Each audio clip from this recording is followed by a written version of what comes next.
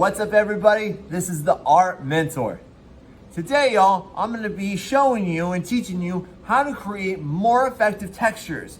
Out of everything that I've seen people learn how to do in ceramics, this is the number one thing that I always feel that people can benefit from learning how to do differently and how to do a little bit more efficiently.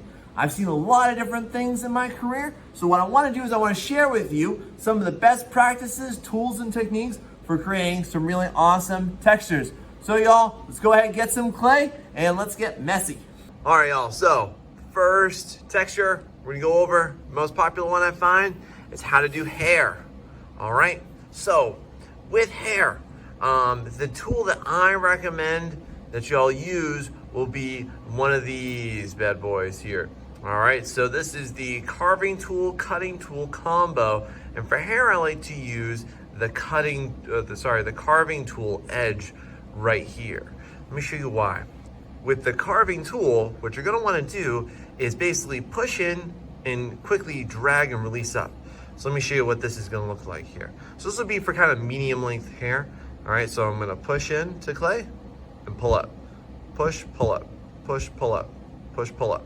Now, with hair, and as you're applying this to an entire sculpture, there's really two things that you really need to pay attention to. So number one will be the overall flow of this. So let's say, for example, that I need my creature flows along this line here. Really simple, right?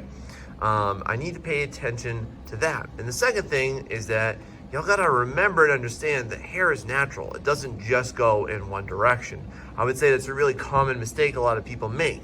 So instead of doing that and to avoid that, here's what you wanna do. First off, you always start at the back of your sculpture. So if my head of my creature that's furry or hairy is gonna be right up around here, then I would definitely make sure that I start towards the back end down here. So watch this.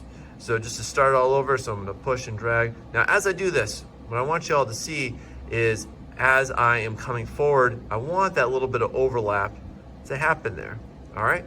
Now, also what I'm doing here, just to get some variety and direction, what I'm actually doing is as I'm pushing down and pulling up, just to show you, I'm actually pushing in and I'm slightly turning it every single time.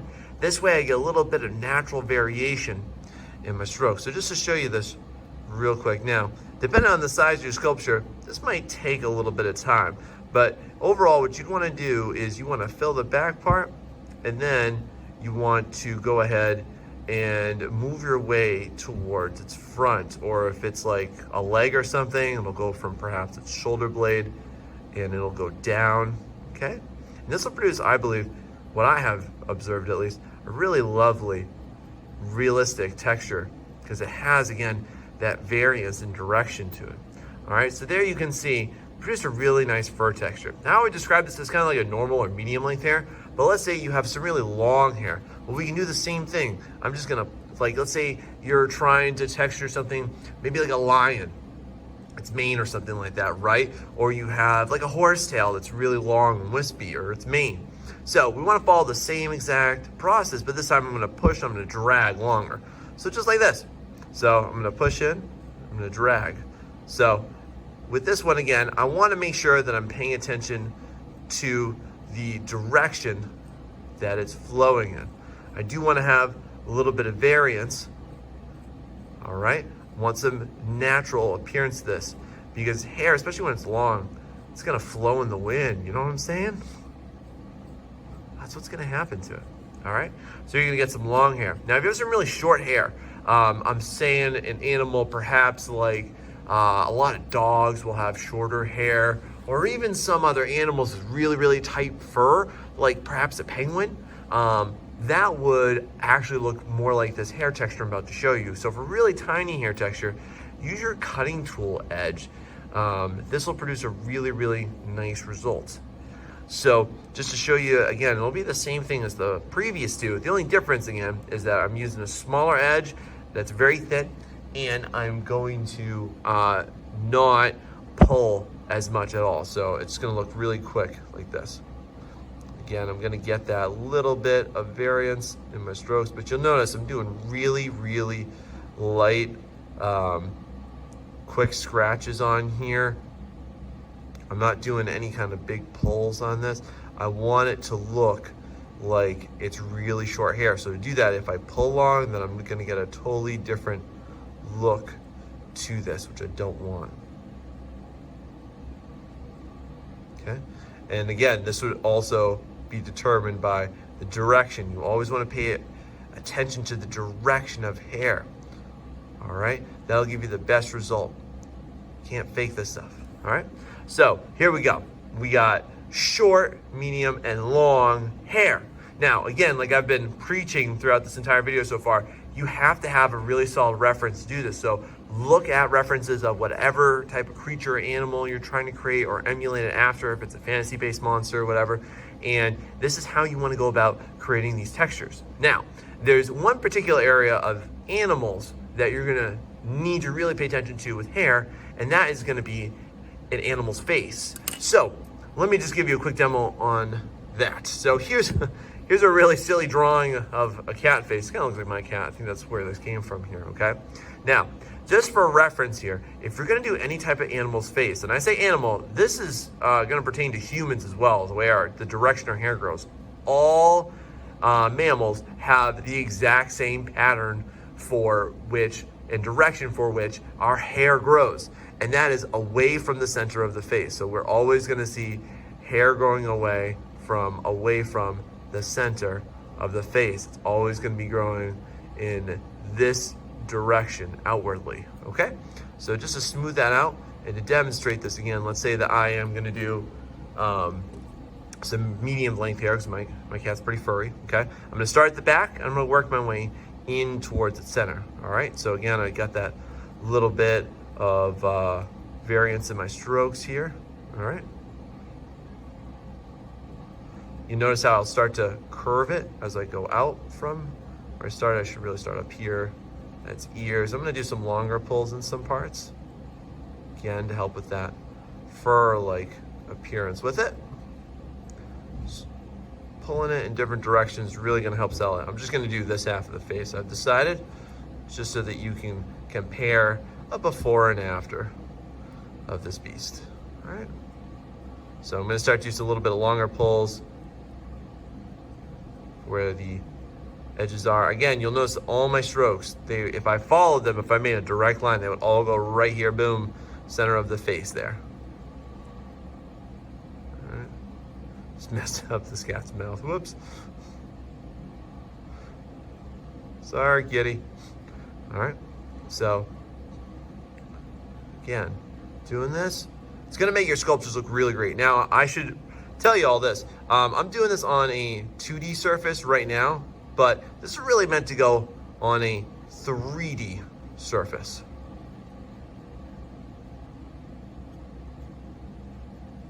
But you can see, this is actually starting to come together pretty nicely here. It's gonna produce a really, really, really nice texture.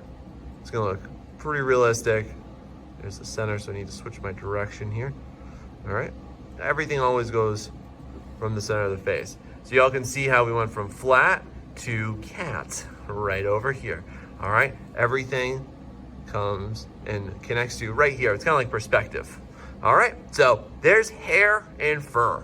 All right, so for our second texture, we're gonna go about creating feathers. Now, here's a lot of times how I see people do feathers, and I'm gonna talk to you why I think that this is a pain to do, okay? A lot of times people that don't know better will do feathers and they'll just kind of like draw them on, and you'll see some stuff that, you know, kind of looks like this. Maybe they'll get a little fancy with it and figure out that they have different lengths and they overlap a little bit, and they'll do this kind of stuff.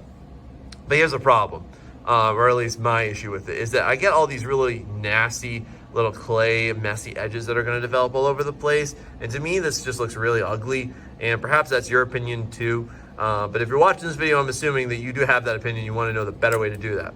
So, real easy way to do this better, okay? To do this more efficiently, the way I've experienced it, is we wanna use a series of wooden tools, okay? The wooden tools are best because they're really great for precision molding, just like we're about to do here. And all these curved edges really lend themselves, I find, to creating feathers, okay?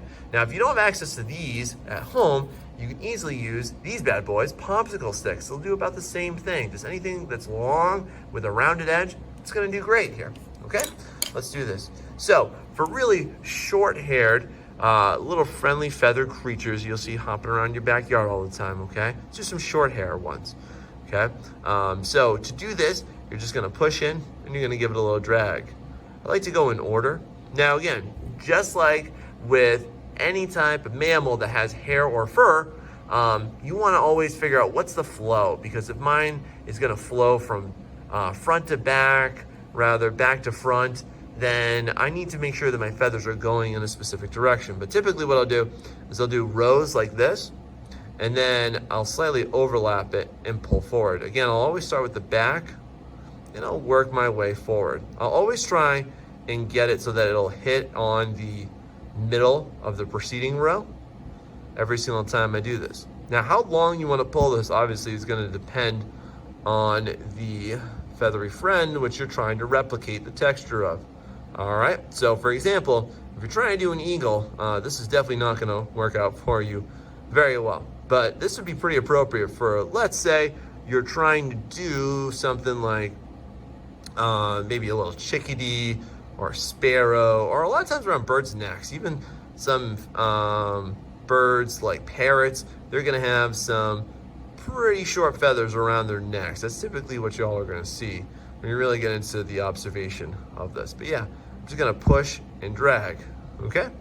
Now, here's the advantage to doing it this way, okay? Is that first off, the way that I've created this is as such, I actually have depth to this. It's real. Like when I turn that around, it looks really nice, and you get different shadow and lighted areas all around it. And second, I actually don't have to clean this up at all. I really like the way that looks, okay? Now we can just repeat this without a lot of explanation on how to do more medium length feathers. So again, with this, I'm gonna use a bigger wooden tool, and I'm gonna push and I'm gonna drag, all right? So you'll obviously see it's gonna create a much bigger impression, and it's gonna do the same thing. Again, I'm going for trying to get the middle of the preceding row. All I do is I push and I drag. And life is pretty simple. All right? And this is how we're gonna get really, really nice, lovely feather textures happening for our birds. This is gonna look great, okay? And then finally, I'm gonna use this really gigantic wooden tool to get some really, really long feathery textures, okay? So, same exact technique, all right? And I'm gonna get some feathers up in there. All right, now you can vary them so that they're gonna be slightly different, just slightly different lengths and just slightly different directions. So it looks a little bit more natural. I'm starting to do that now. My last one over here was a little bit more uniform, but you get the drift, right? It's going to be just these long drags. With your wooden tools, you can create some really nice, lovely feather textures. No mess, just all success, you know what I'm saying? So, there we go, lovely feather textures. All right, next one I'm gonna do is scales, okay? So scales, very much just like feathers, okay? We're gonna use some wooden tools. We're gonna use a couple different new shapes. Again, you can do everything I'm about to show you with some simple popsicle sticks as well. All right, so for small scales, really, really, really simple here. All I'm gonna do is I'm just gonna give this a tiny little push, and I'm gonna move on. All right, now as I've been preaching for my last 3 demonstrations here, you wanna make sure that you're gonna follow the flow of this. And where are you gonna find that? You're gonna find that from your reference. You should always have a reference whenever you're trying to make anything look realistic at all. Now, if you're trying to do some other types of, or rather depending upon the kind of scales that you're trying to create here, some of these might be a little bit longer, almost like the feather textures that we just went over. And if that's your case, then yeah, you're just gonna implement a push and a drag. But this is gonna produce a really nice scale texture for us. And that's pretty dang easy, okay? So this could be something on a small fish or perhaps small lizard as well. But let's say you got something a little bit bigger than that. Well, we can also implement one of these. Okay, so same thing here. This would be for probably your big fish. All right, so we're going to, again, just do a little push. All right, thinking like perhaps a koi fish would probably utilize this. This is almost like a bird feather again. I'm gonna go in rows, and then I'm gonna go directly in the middle of that one. Now, this is something that's really important to remember, all right? Because if you don't get this overlapping sense, it's not quite gonna look like scales. You wanna think that scales are basically like the armor of fish and reptiles. So we really want that overlapping sense. You wanna think about when you're watching some fun fantasy movies like Lord of the Rings and stuff, you know, they always have dragons and stuff. They always have really strong, almost impenetrable or sometimes completely impenetrable scale armor. You know, that's on their skin because it overlaps. It makes it really hard to penetrate. So this is why. So it gives its strength and durability because of that overlap sense that's happening there. Now you can see that both of these are a huge contrast from, again, I've seen my fair share of people that will do scales and they'll just take maybe like a toothpick or one of these tools and they'll just do this kind of over and over and over and over and over again. And what I want to offer to you, my suggestion to this versus this is that, again, we have really nasty, disgusting edges all over the place. And with this, you have to clean up a lot. With this, I don't have to clean up anything at all. So it's a huge advantage. Now, not all fish and reptiles are going to have rounded scales like this. Some of them are going to have more pointed scales. So I'm going to introduce another set of wooden tools here. So if I have a really small one, okay, especially around the neck of reptiles, I'm going to use this really fine point, okay? Just going to kind of push. This is going to give me a slightly longer appearance to my scales as well, but this would be really great for maybe the neck of, let's say, a snake. This would look really good. Or if it's perhaps the neck of a salamander or something to that degree as well, this will look really killer. This will look great. It almost reminds me of a rattlesnake as I'm doing it. And that's what we get out of that. I have an even smaller one I can do too, or if I just really want to get really, really tiny fine ones, get a really, really tiny reptilian critter there, this will get the job done. Now, for some bigger ones, all right, talking about big snakes and stuff, I have this really big triangular looking wooden tool. So this is incredibly easy. All right, again, I just start at the back of my animal, like I've been preaching, and I want to push, just like that.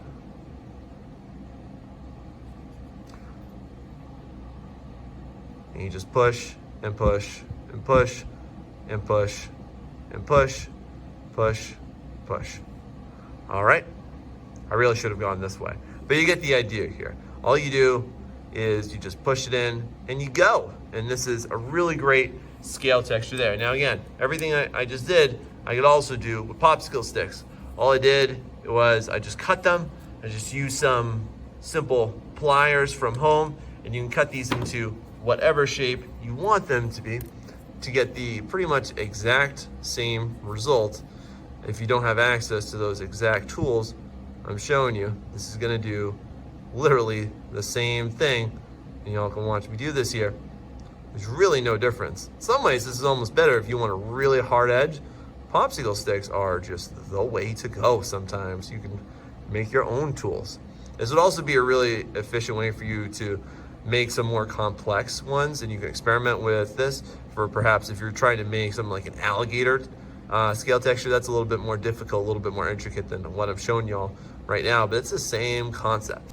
Now finally, let's go over some more obscure ones. Things that people, I have found at least, sort of struggle with a little bit. All right, so here we go. So first off, let's talk about how to make something appear like it's perhaps wooden. All right, now, as I always preach here now, to make something look wooden, just like if you were trying to do an animal now, you would obviously want to get some type of reference for it. So for me, I really like to use my tables, anything that's wooden. I want to follow, what does this grain look like, okay? So for me, what I would like to do a lot of, again, I'm going to use the back of my carving tool for this. You can also use one of your wooden tools to accomplish what I'm about to do right now. But here we go. So what I'm gonna do is I'm gonna draw these lines using the back. You notice how I'm drawing with the back of this, okay? And make sure that they're pretty irregular looking. When you really look at trees and what does their bark do and what does that look like now, okay? You'll notice that there's a lot of repetition of line work, but it's very freeform. You don't want this to look like, a lot of times I see people, or I have seen people that will do like this and just call it tree bark, but it's not. This isn't really anything. It doesn't have a natural flow to it. But what I'm doing right here is, again, I'm pushing this in, and then they always kind of find some little way to almost like mimic what was previously done. It's really interesting when you really sit there and study it, if you're a nerd like me that likes to study, I guess, tree bark. Okay, this will give a really nice three-dimensional texture that you can see with that, and it's really nice when you run your finger over it as well. All right, now if you want something as well that is a little bit more like perhaps tree bark, I have this right here. Sometimes what I'll even do is I'll even just get like a big, huge piece of tree bark like this, and let's test this out here. I'll just press that into it, see what I got. And you can see that that creates a really, really, really nice imprint in there, and that would be a really cool texture, perhaps on yours. Now, on the subject of imprinting, there are definitely some really good items I have found before that are excellent for printing. So the number one material that people always want to know how to produce, that I've found in my experience, is how do you make a rocky looking texture? Now, listen, I used to have some really intricate details about, oh, you carve into this with a carving tool, and then you take a wooden tool to this, and you take a loop tool and do that.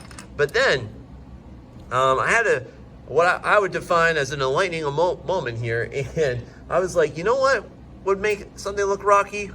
A rock.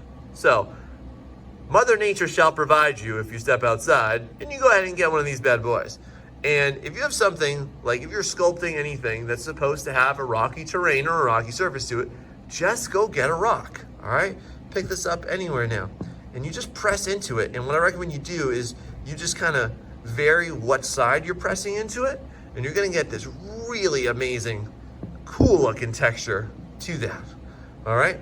So what's even kind of nice I like is that I almost get this little form here that if I spin it this way, almost looks like I'm looking at some kind of a mountain range, but this is awesome. And this produces such an amazing texture. When it dries, when you go to glaze this, it looks insanely cool. Now the last one that I will recommend to you as well is anything that needs to have a certain cloth texture to it. Now, when you're trying to do anything made out of cloth, I'm gonna say it's really, really tough, because this is, again, somewhere I'll see people maybe perhaps try to draw it on, and I always discriminate against trying to draw on something unless it's a pattern, because it just doesn't look realistic. It doesn't have the feel and the texture that it should. So like if something is cloth, like you can't just go in there and, or at least in most circumstances, I believe, and just like kind of draw that stuff on. Also because, two reasons again, this is gonna look really, really, really messy, and I think it's gonna take a long time to clean up. I just don't think it's worth it. It's gonna take a long time to do it too. So what I've found, and I'll share with y'all, is if you get these little silicone mats, you can actually get these anywhere online. From Amazon is where I get them from. And these are actually silicone mats that bakers use, and they're fondant tools. I love fondant tools a lot. So these are just two of them, and this perhaps might not be the right one for you, but let's say you want something to have kind of a shirtish texture or a scarf texture. This one would look great too. So just kind of take this and take that part that you want and just kind of press into it. And look at that. Instantly, I get a really lovely looking texture. Now, what I do recommend sometimes, if you're trying to cover a big area, I'll maybe use like a mini roller just to help get a little bit of consistent pressure on that. And there you go.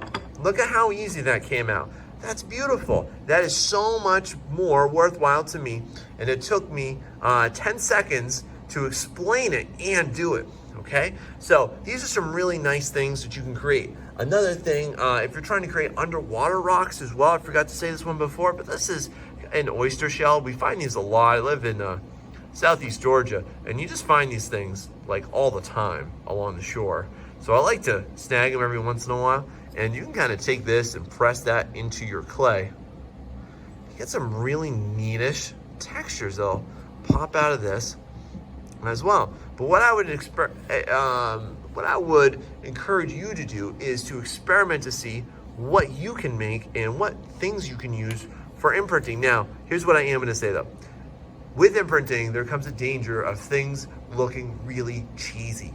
There's definitely some things that I've seen where I don't think really meets my expectations. So what I'm gonna say this is that if you're really going for, and this is of course all for realism's sake, if you're just trying to do a whatever project and just have fun with it, that's up to you. But if you're really trying to make something look realistic, you really gotta think about how to produce that. So here are some really lovely ways to do some more complex textures for you.